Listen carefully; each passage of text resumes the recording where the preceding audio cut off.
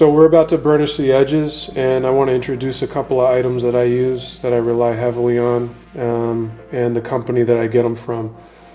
This is a motor burnisher that I bought from Pro Edge Burnishers. The owner of the company is Richard Loy, very skilled craftsman. These are made out of very heavy, solid cocobola wood, handcrafted, and anybody who's doing edges and wants to do high quality edges, you need to have one of these. You can do edge burnishing by hand using stuff like this. But ultimately, if you want to get your edges really slick and real good quality radius on your edges, you need to use something like this. And Richard is probably the best in the country at making these. I have a number of different edge burnishers. We're not going to use this one today. You're going to see the one that I'm going to use that's made by Richard. This is another one that's for a drill press. It goes in vertically and you hold the material sideways. This is also very good. In fact, this one you can probably get more use out of because it's got a smaller radius, so you can burnish more curves than you can with the thicker stuff. So this would probably be good for belts. And then you may want to use this for holsters, especially if your designs are very curvy. And then finally, I get these Dremel burnishers from Richard, which are also very good for really tight turns and things like that. With a Dremel, you need to reduce the speed so it's slower, because the RPMs on a Dremel are a lot faster than what you can burnish, so you have to be careful. But this is also a really good handy tool for tight turns and smaller projects.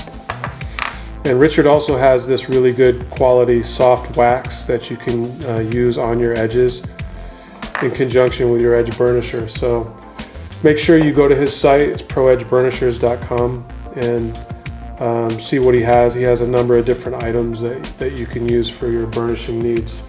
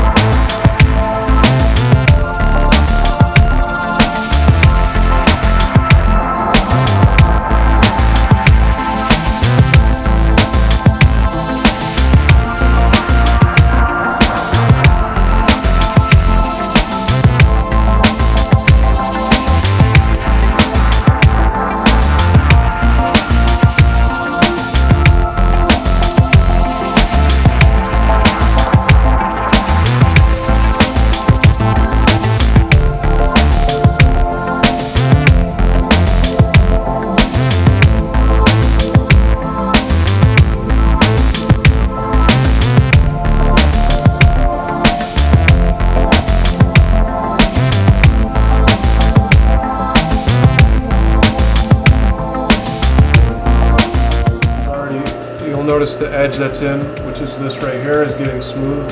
If you look right here, this is rough and dull.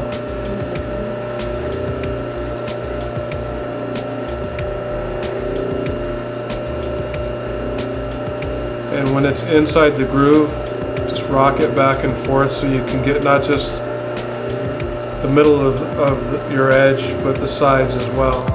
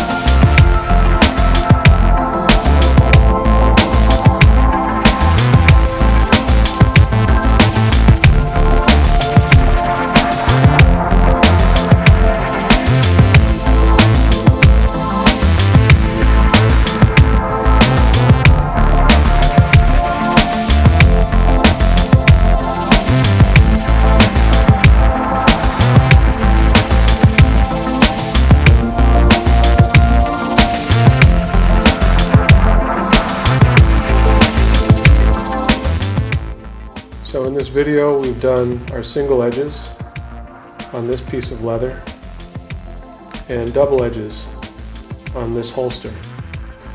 And the only difference between doing single edges and double edges in terms of the process is just the size of beveler. For the single edges, I used a number 1 beveler, and for the double edges on this holster, I used a number 2. It's significantly more effort and work when you're doing double edges, but what you'll find as you develop your skills is that you'll spend the majority of your time, as I do, on your edges versus any other aspect of the holster. If you notice on this, you can't see the seam where the two pieces of leather come together. It's seamless, and that's what you're shooting for. You'll also notice there's a radius. If you look at this area right here, there's a nice radius that's equal on both sides, and that's also what you're looking for, is a nice radius.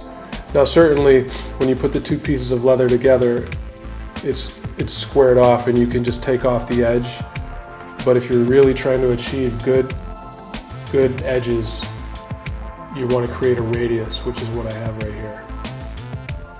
And so that concludes our video on edge burnishing and how to dress up your edges.